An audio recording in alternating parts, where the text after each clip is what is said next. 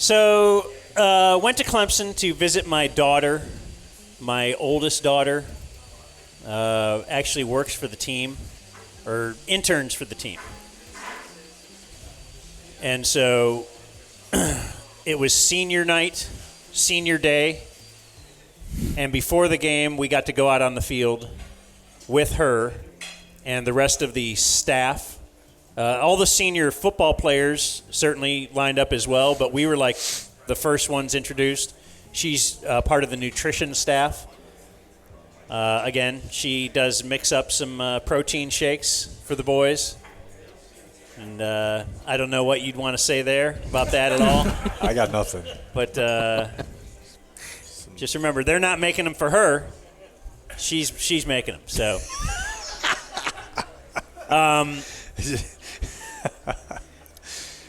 So remember, I had another evil plan, and I want to pay off on that at least, because 690 Scene was asking me earlier. Did my key trick work? It did work. So last week I had mailed. My other daughter is in college in New York, and she was going to fly home while I was in Clemson. And so I mailed her the backup key to our car. I parked in whatever, C, level A, and I took a picture of where we parked. I sent it to her. I had mailed her the key last week, so we only had to pay for 1 day of parking. She got to fly in, pick up the car, come home, and then she was right there to pick us up when we landed. It was beautiful. It worked perfectly. Well executed. Great.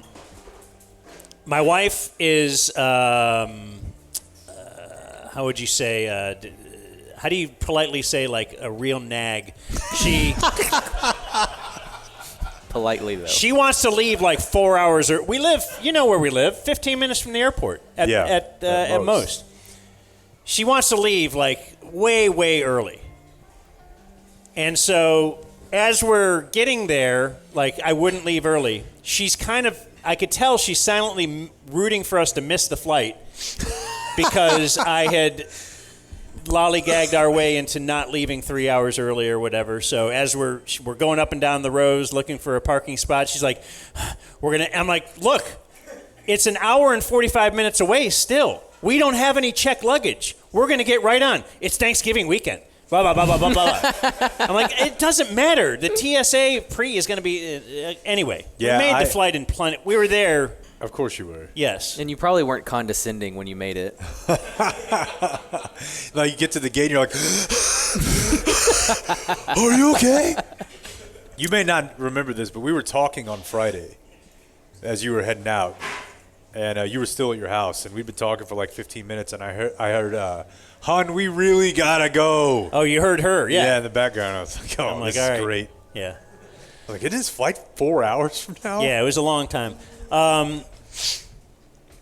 We got to fix the airplane boarding process. Yeah. And under my guidance and my administration, we will do this. Mm-hmm. If you vote for me. Number one, board from back to front. Yes. For sure. Okay? Yeah. What world are you living in where you think that you should board the first class first and then now we're waiting? And even me, I'm in seat 15 or whatever, row 15. And now people are kind of waiting because I'm putting the luggage up, so this whole row is waiting behind me.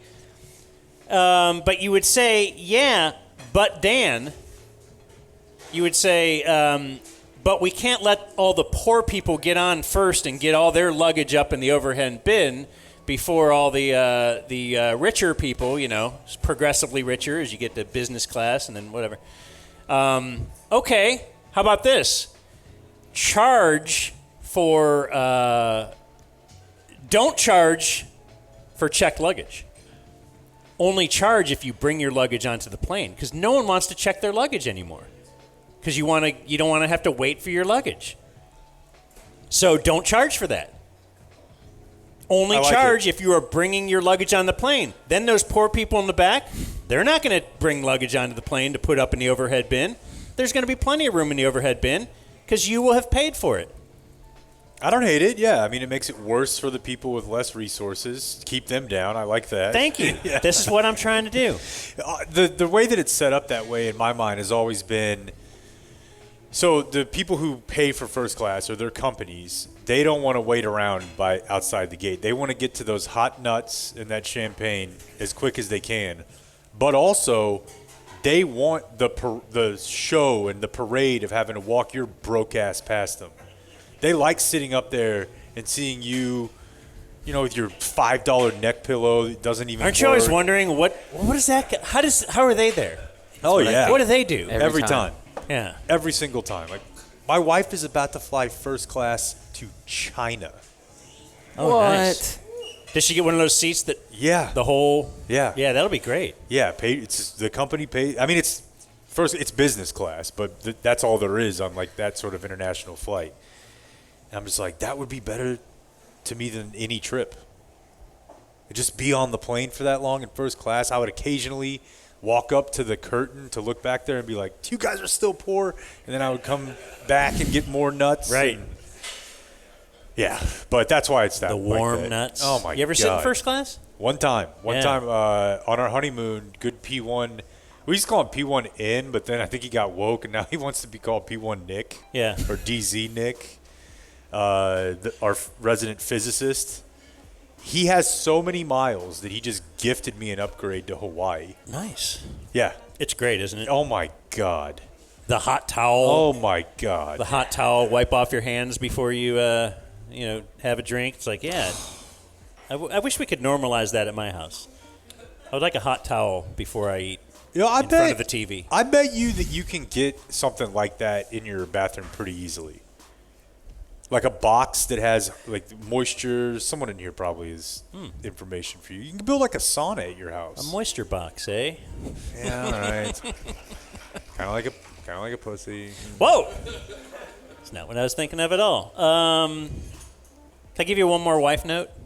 Please. I think Blake and I are both loving this. So, just because, I mean, I've talked to you about this before, Blake. So when I talk to your kid, and I used to do this with my kids, I kind of just talk to them like a human. yeah. They are Whereas- human. Yeah. Well, no, but I think You talk to most them like people, they're an adult, not a baby, or most a kid, people will not a talk baby. to a 2-year-old like a puppy. Yeah, I can't stand that. Oh, Brooks, you have a coloring book. Yeah. Oh my gosh. Yeah. And you have your own iPad. Yeah. Oh my, And same thing when you get home and you see, The dog. Did you Bodie. eat your treat? Yeah, you did a good boy, whatever. Yeah, I just walk in. I'm like, Carter, what's up, my dude? So I've Nothing noted- matters. Oh, Julie Dobbs joining us now in the middle of my wife's story. Hi. So I've noticed She heard someone defaming women. So Emerged. I flew in with my cape. She saw the ovary So- signal in the sky. when we landed in Clemson, we stopped at a grocery store first because she wanted to go get some Bud Light Lime. Okay. What is this Bud Light Lime kick she's We are on the road. And I wanted to get my yogurt because we had a studio apartment Airbnb thing, whatever. So we had to stock up a little bit. That's how she talked to the girl with Down syndrome bagging our groceries. What? Thank you. No, she Like, didn't. Oh. when she gave the, it wasn't just a thanks. Yeah. So I Look just at thought- you, little You champion. are capable. So I just thought, puppies, babies, and yeah. Downies. Downies. You said it quietly, but we all still heard you. Yeah. There's a microphone. Well, he was hoping Jake wouldn't yell it back at him. I think. I didn't want them to hear. That's a tough one. Oh. That's a tough one. People do that. It's like speaking slower to someone who speaks absolutely none of your language. Like, they're not going to get it. Right, louder. Yeah, louder. Louder, Yeah. slower. Okay, so now we are going to the game. They're going to play the Citadel. What's the Citadel? I don't know. It's very confusing to me. Okay. How do you play the something? Well, their name is the Citadel. Yeah. That's the team I know. that Clemson is going to play. Uh-huh. And Ava, part of the bit for senior day is she got to run down the hill with the team. She got to ride on a bus. Heck yeah. You've seen this on ESPN, right? Oh, yeah, it's great. The players will arrive on a bus in front of the stadium. Then they touch Howard's Rock. Police escort. They get a police escort, and then they run down the hill. So she got to do that after we got introduced on the field. And watching the player introductions, I thought was interesting. First, they introduced the special teams players, and the holder is senior Clay Sweeney. Okay. So Dabo's kid, for 4 years apparently, has been the holder. Wow. So as far as nepotism is concerned, can't make you the long snapper. We can make you the holder. Got to find him something, right? They list him as a wide receiver, too. That's funny. I'd be very interested to know if he, has done anything else, or is there a fake in the playbook, or is it just you're holding and that is it?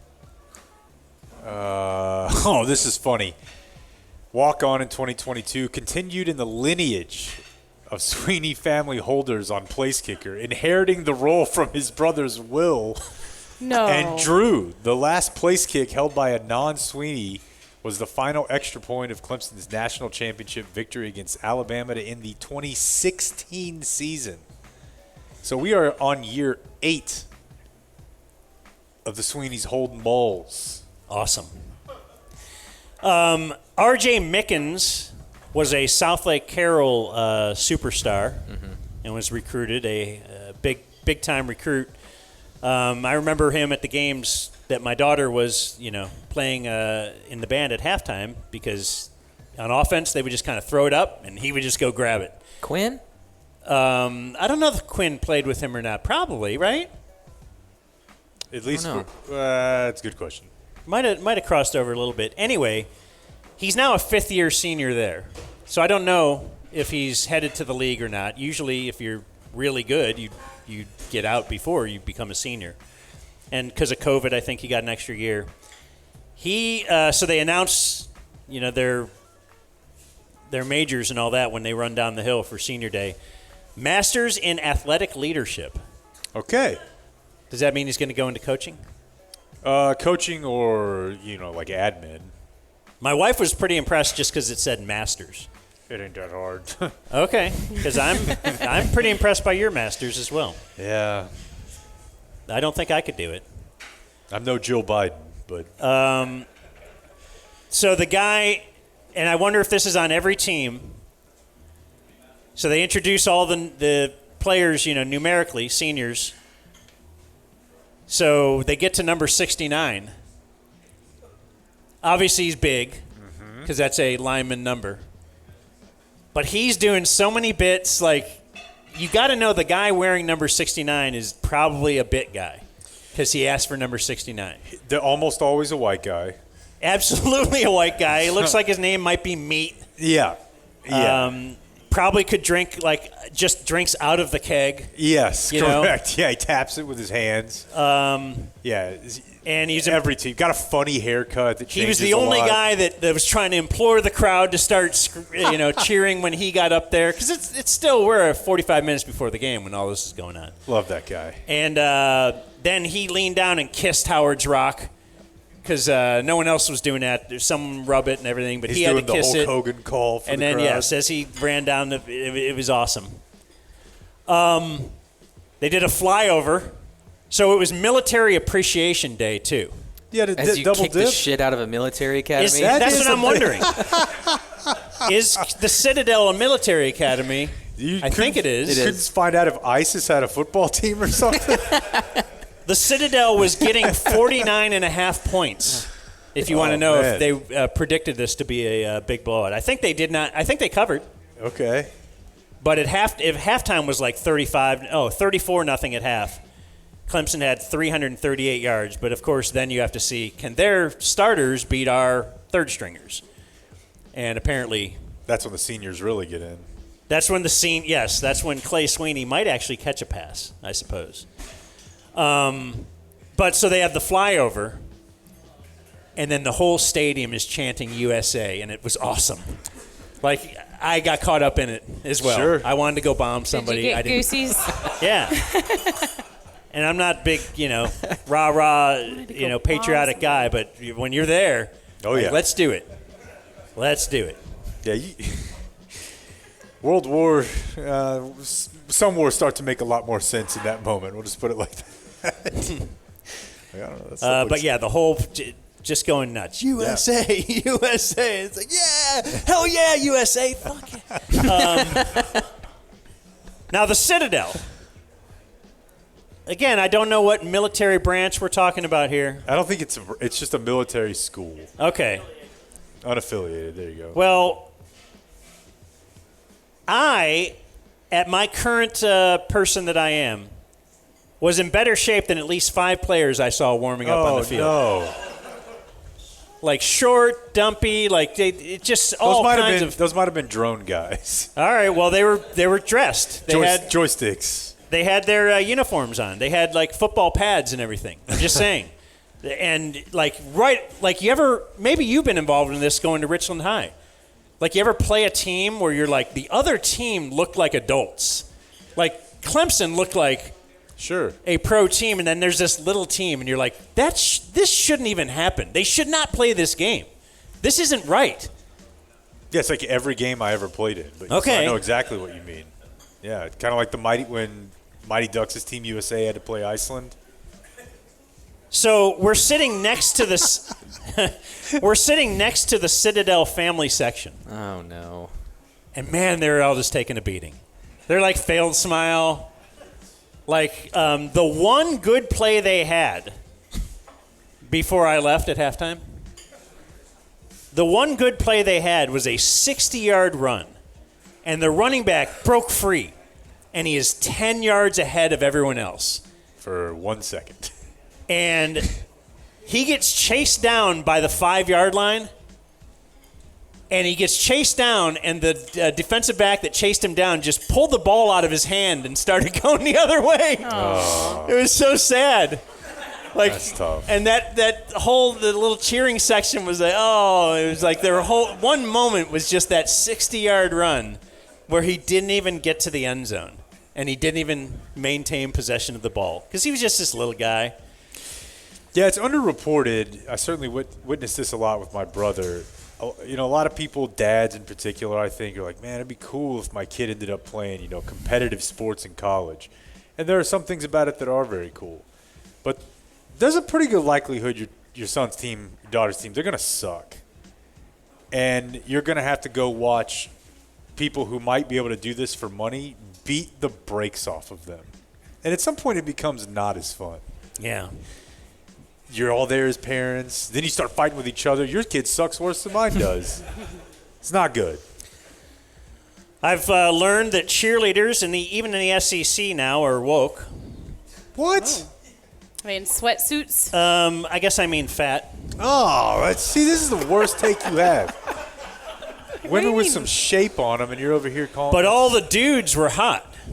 What? Once again, tougher to be a dude in this day and age. Dude, you don't look like that as a woman just by eating. The dude cheerleaders were hot.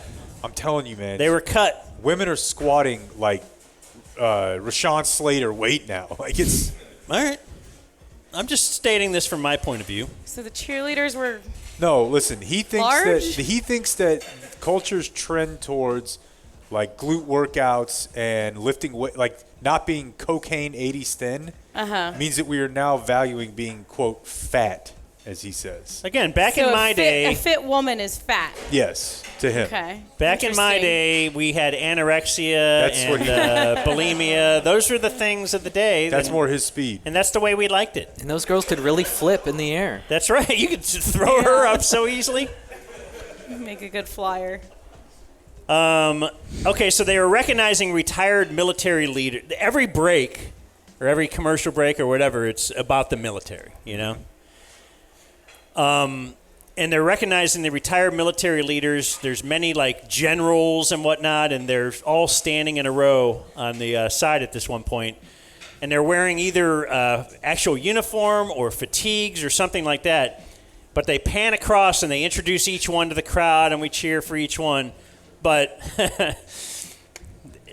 flanking them, also wearing fatigues, are of course the guy in the tiger costume wearing number 1. Yep. But then at the end, it was a shorter tiger. He's the cub wearing number 1/2. Oh. And they're right there with like the military guys, saluting. And guys then, collected 20 skulls. And then you've got the guy in the tiger costume. Dude, I mean, obviously, it makes me think of my nights at Seats for Soldiers, when there's a row of guys who are all missing a limb, from active combat, sustaining casualties, and then here comes Champ, a cartoon horse, saluting the American flag while Lee Greenwood plays. It's like, what are we doing? And then Mavs man does a front flip dunk. Yeah. You're not far off. I thought Military Appreciation Day has to be so huge for recruiting. Because it looks college badass. Game. It looked badass. I'm chanting USA along with everyone. They had from the stadium, there's like an open field where, I don't know, they do stuff and grow grass. But before the game, they had this huge helicopter. A helicopter that could hold 4 other helicopters. One of those big, giant transport helicopters or whatever. And kids were going and getting their picture taken on it and stuff. And, I mean, you could just see how awesome. It all seemed like I wanted to sign up. I wanted to join the Army or whatever. Propaganda rocks. Yeah, it was great. And then you're at a game and they're just going to honor me. This is great. People will just cheer for me and do whatever. And like they didn't really have the guy with the no legs up there. Or like a guy who can't look at a firework without having a seizure. Right. It's more chill.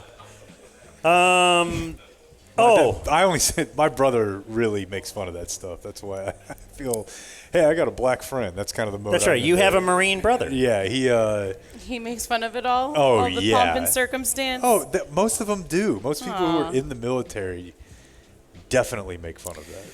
A couple other quick notes. They really, on the scoreboard, before the game, during the game, a lot, they highlight the president of the university, but it's never just this guy. It's the president and first lady wants you to. And so, like, before the game, the first lady's doing all the talking on the video board. Like, hey, Tigers, we went. And she's wearing, like, a tiger dress. And I've never heard of that ever. Like, I didn't know there was such a thing as a first lady of a college. No, like, did they say that about, like, J.P. Morgan? Yeah.